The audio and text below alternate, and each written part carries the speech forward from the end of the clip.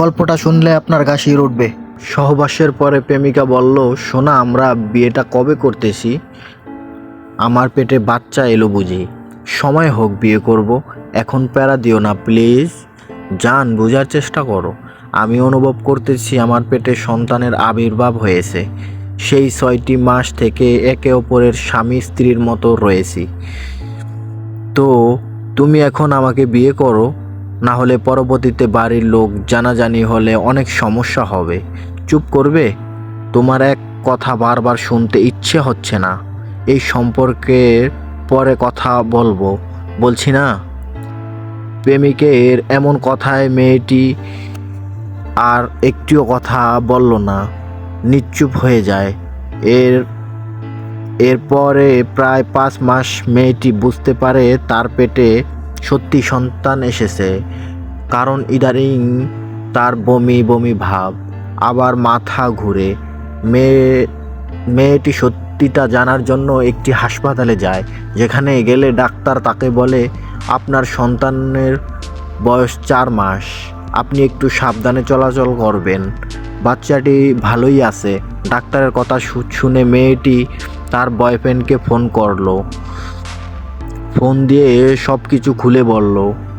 এটা শুনে ছেলেটি বলে, আশ্চর্য, সহবাসের পরে তুমি বাচ্চা না হওয়ার ওষুধ খাওনি?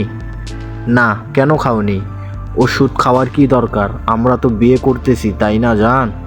না, আমি তোমাকে বিয়ে করতে পারবো না। তোমাকে আমি পছন্দ করি না, শুধু টাইম পাস করেছি।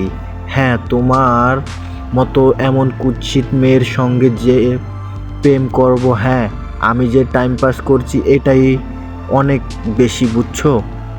এই মজা করিও না প্লিজ, আমার কিন্তু ভালো লাগতেছে না। হা হা হা হা। ছেলেটি হেসে, মজা করব কেন, সত্যি বলতেছি সব।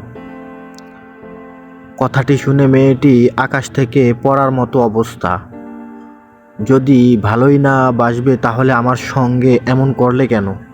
কেন এই সব তুমি মজা পাওনি? প্লিজ জান, এমন করিও না। দেখো, তোমার সঙ্গে আমার স্ট্যাটাস যায় না। তুমি কোথায় আর আমি কোথায়? হ্যাঁ বুঝলাম, কিন্তু এই সন্তানের কি হবে? নষ্ট করে দাও। সবে তো 4 মাস মাত্র, তাই না? প্লিজ তোমার দুটি পায়ে পড়ি, আমার সঙ্গে এমন করিও না। মাপ চাই, আমাকে আর ফোন দিও না, ডিস্টার্ব করিও না। কথাটি বলেই ছেলেটি ফোনটি কেটে দেয় এবং বন্ধ করে রাখে ফোনটি। এখন মেয়েটি বুঝতেছে না কি করবে। তার বাচ্চাটির কি হবে, কিভাবে বাঁচবে এই সমাজে?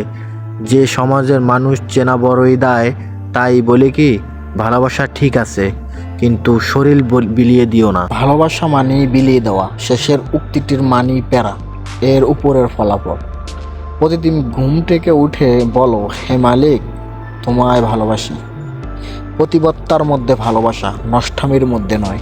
নোংরামির মধ্যে অবৈধতা, ভালোবাসার মধ্যে নয়। ভালোবাসাকে কুৎসিত করিও না।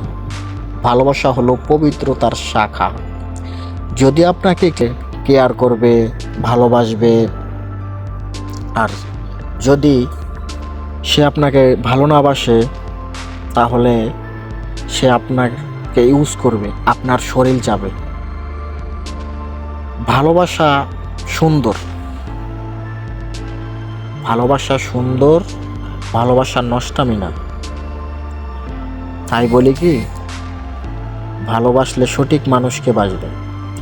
যেই ছেলেটা আপনাকে ইউজ করতে চাচ্ছে, তার থেকে দূরে থাকবেন।